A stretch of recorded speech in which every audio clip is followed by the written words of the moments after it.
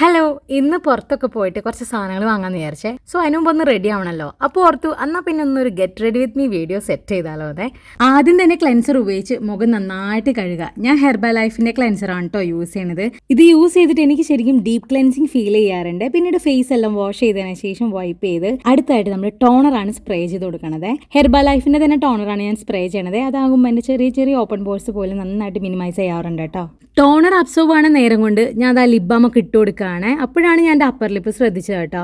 ചെറിയ ചെറിയ കുഞ്ഞു രോമങ്ങളുണ്ടായിരുന്നു. അപ്പോൾ പിന്നെ റേസർ ഉപയോഗിച്ച് അതൊക്കെ ഒന്ന് കളയാന്ന് വിചാരിച്ചേ. ഇതുപോലെ റേസർ ഉപയോഗിച്ച് മീശ അടിച്ചിട്ടുണ്ടെങ്കിൽ ഒരുപാട് മീശകൾ പെട്ടെന്ന് വളരില്ലെന്ന് എൻ്റെ ഫ്രണ്ട്സ് ഒക്കെ ചോദിക്കാറുണ്ട്. പക്ഷേ എൻ്റെ അത് ബോഡി അനുസരിച്ചാണെന്ന് തോന്നുന്നു കേട്ടോ. എനിക്ക് ഭയങ്കര പതുക്കെയാണ് രോമം വളരുള്ളൂ. നിങ്ങൾക്ക് എൻ്റെ കൈ ശ്രദ്ധിച്ചാൽ മനസ്സിലാവാൻ പറ്റും. എനിക്കങ്ങനെ ഹെയർസ് ഒന്നും ഇല്ല കേട്ടോ. അതിപ്പോൾ വളരെ തിന്നായിട്ടാണ് ഉണ്ടാവാറുള്ളൂ. അത് അങ്ങനെ പെട്ടെന്നൊന്നും കാണാനും പറ്റില്ല. അത് ഓരോരുത്തരുടെ ഹോർമോൺ അനുസരിച്ചാണ്. എനിക്ക് എന്തായാലും തിന്നായിട്ടുള്ള ഹെയർസ് ആണ്. പക്ഷെ എൻ്റെ ഫ്രണ്ട്സൊക്കെ ഇതുപോലെ റേസർ ഉപയോഗിച്ചാൽ പെട്ടെന്ന് തന്നെ മീശ വളരാറുണ്ട്.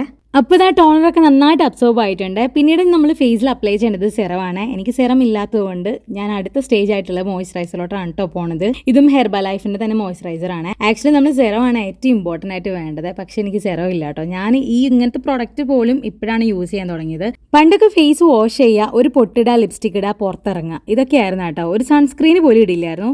ഇപ്പോൾ വന്ന് സ്കിൻ കെയർ ചെയ്യാൻ തുടങ്ങി കേട്ടോ. നല്ല ക്വാളിറ്റി ഉള്ള പ്രൊഡക്റ്റ് ഉപയോഗിക്കാൻ തുടങ്ങിയപ്പോൾ റിസൾട്ടും കിട്ടി തുടങ്ങി. സെറം കൂടെ യൂസ് ചെയ്യായിരുന്നെങ്കിൽ ഡബിൾ റിസൾട്ട് ആയനെ. ലിപ്സ്റ്റിക് അപ്ലൈ ചെയ്യാത്തതുകൊണ്ട് ഫേസ് ഒക്കെ ബെയർ ആയിട്ട് തോന്നി കേട്ടോ. സോ ഞാൻ ഇൻസൈറ്റിന്റെ ലിപ്സ്റ്റിക് ആണ് അപ്ലൈ ചെയ്യുന്നത്. ലിക്വിഡ് ലിപ്സ്റ്റിക് അപ്ലൈ ചെയ്യുന്നതിന് മുമ്പ് ലിപ് ബാം അപ്ലൈ ചെയ്യുകയാണെങ്കിൽ ലിപ്പിലൊക്കെ നല്ല കവറേജും പിന്നെ നല്ല പ്ലം ആയിട്ട് തോന്നിക്കും കേട്ടോ. റെയർ ആയിട്ടാണ് ഞാൻ ഒറ്റ ഷെയ്ഡ് ലിപ്സ്റ്റിക് യൂസ് ചെയ്യാറുള്ളത്. സാധാരണ ഞാൻ 2-3 ഷെയ്ഡ് മിക്സ് ചെയ്തിട്ടായിരിക്കും കേട്ടോ യൂസ് ചെയ്യാറുള്ളത്. പിന്നീട് ഞാൻ ഡാസ്ലറിന്റെ ഈ 2 ഷെയ്ഡ്സ് ആണ് കേട്ടോ എടുത്ത് നോക്കിയത്. അതിനുള്ളിൽ ഇതാ ഈ ഒരു ഷെയ്ഡാണ് എനിക്ക് ഇഷ്ടപ്പെട്ടത്. സോ അത് അപ്ലൈ ചെയ്തു.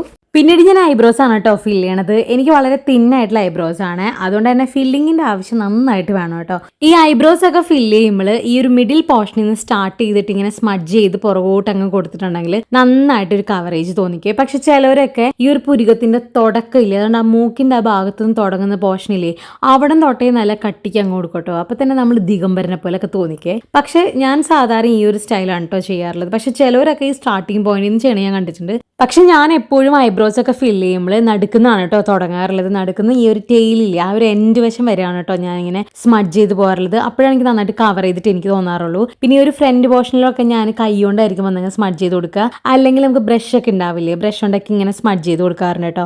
കൂടുതലും ഞാൻ ഡാർക്ക് ആക്കുന്നത് നടുക്കുന്ന ഈ ഒരു ടെയിലോട്ടുള്ള ഭാഗം വരെയാണ്. ഐബ്രോ പാലറ്റ് ഇല്ലാത്തതുകൊണ്ട് ഞാൻ ഐ ഷാഡോ പാലറ്റ് ആണ് കേട്ടോ യൂസ് ചെയ്യുന്നത്. ഇതിലൊരു ഡാർക്ക് ബ്രൗണും ബ്ലാക്കും വരുന്ന ഒരു ഷെയ്ഡാണ് കേട്ടോ ഞാൻ ഇവിടെ വെച്ച് സ്മഡ്ജ് ചെയ്ത് കൊടുക്കുന്നത്. അപ്പോൾ നന്നായിട്ട് ഫില്ല് ചെയ്തിട്ടുണ്ട്.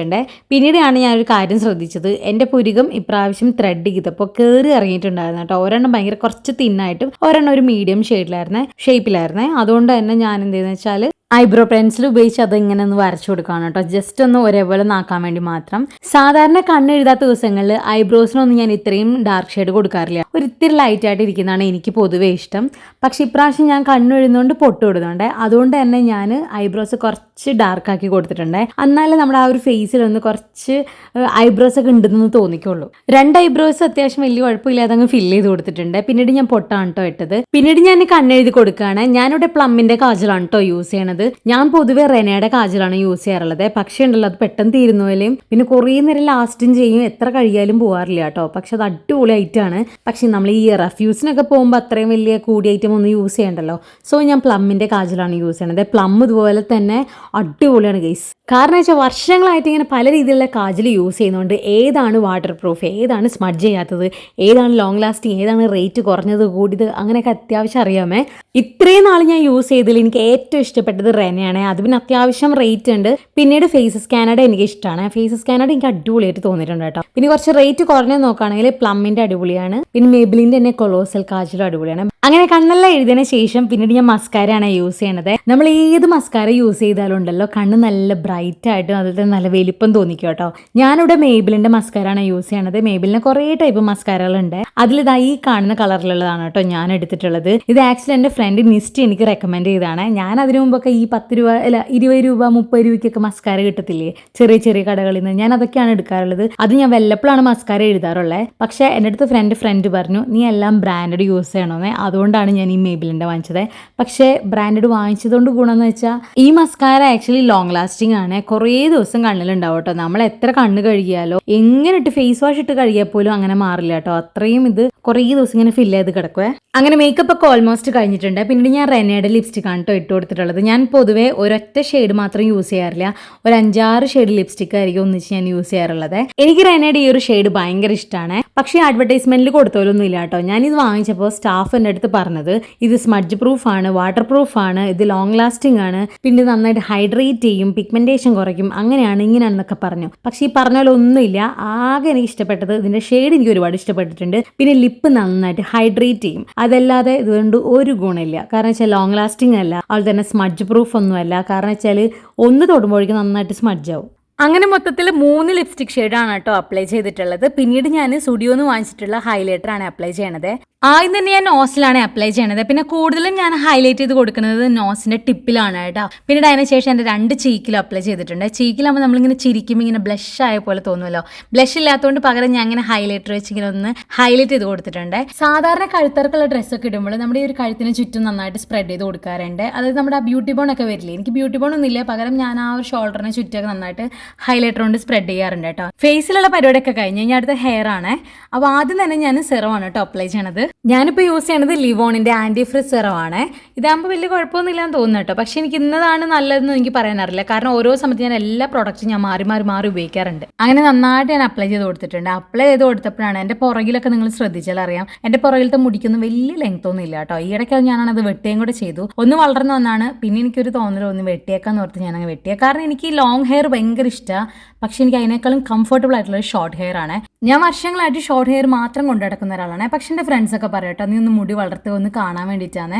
പക്ഷെ എനിക്ക് ആഗ്രഹം ഉണ്ടാവട്ടെ ഇടയ്ക്കൊക്കെ. പിന്നെ ഞാൻ വിചാരിക്കും വേണ്ട, അത് കാരണം ഉണ്ടല്ലോ ഇത്തിരി അങ്ങ് വളരുമ്പോഴേക്കും എനിക്ക് ഭയങ്കരമായിട്ട് ചൂടെടുക്കും. അപ്പം ഞാൻ തന്നെ കൊണ്ടിട്ട് അത് വെട്ടും. പിന്നീട് ഇടയ്ക്ക് ഒരു വർക്കിൻ്റെ ഭാഗമായിട്ട് എനിക്ക് മുടി വളർത്താനായിരുന്നേ. സോ ഞാൻ വളർത്താനൊക്കെ സ്റ്റാർട്ട് ചെയ്ത കേട്ടോ. അപ്പോഴാണ് അവർ എൻ്റെ അടുത്ത് പറഞ്ഞത് ആ ഒരു പ്രൊജക്റ്റിന് വേണ്ടിയിട്ട് മുടി വളർത്തൊന്നും വേണ്ട, ഉള്ള മുടിനെ കെട്ടി വെച്ചാൽ മതി. കാരണം വെച്ചാൽ ത്രൂ ഔട്ട് ദി മൂവി എൻ്റെ മുടി ഇങ്ങനെ കെട്ടി വെച്ചിട്ടുള്ള സീനാണ്, അതുകൊണ്ട് തന്നെ മുടി വളർത്തേണ്ട ആവശ്യമില്ല എന്ന് പറഞ്ഞിട്ടോ. സോ ഞാൻ ആ ഒരു പ്ലാനും ആ ഒരു ചലഞ്ച് ഞാൻ അതേപടി നിർത്തിയായിരുന്നേ. അങ്ങനെ ഹെയറിൽ നന്നായിട്ട് സെറം അപ്ലൈ ചെയ്തിട്ടുണ്ട്. പിന്നെ ഞാൻ പല രീതിയിലൊക്കെ ഒന്ന് കെട്ടിവെച്ച് നോക്കുകയാണ് കേട്ടോ. ഞാനിപ്പോൾ യൂസ് ചെയ്യുന്ന ലിവോണിൻ്റെ സെറം വലിയ കുഴപ്പമുള്ള അല്ലെങ്കിൽ തോന്നിയില്ല കേട്ടോ. ചില സെറമൊക്കെ ഉപയോഗിക്കുമ്പോൾ ഭയങ്കരമായിട്ട് ഫ്രിസിനെസ് അങ്ങ് തോന്നിക്കാറുണ്ട്. പക്ഷെ ഇത് വലിയ കുഴപ്പമായിട്ട് തോന്നിയിട്ടില്ല. മുടിയൊക്കെ നല്ല സോഫ്റ്റ് ആയിട്ട് വരുന്നുണ്ട്. പിന്നെ ഞാൻ ഇപ്പോൾ യൂസ് ചെയ്യുന്നത് പ്ലിക്സിന്റെ ഷാമ്പൂവും കണ്ടീഷണറാണ്. അതുകൊണ്ട് തന്നെ മുടി നല്ല സോഫ്റ്റ് ആയിട്ട് നല്ല അടിപൊളിയായിട്ട് കിടക്കുന്നുണ്ട്.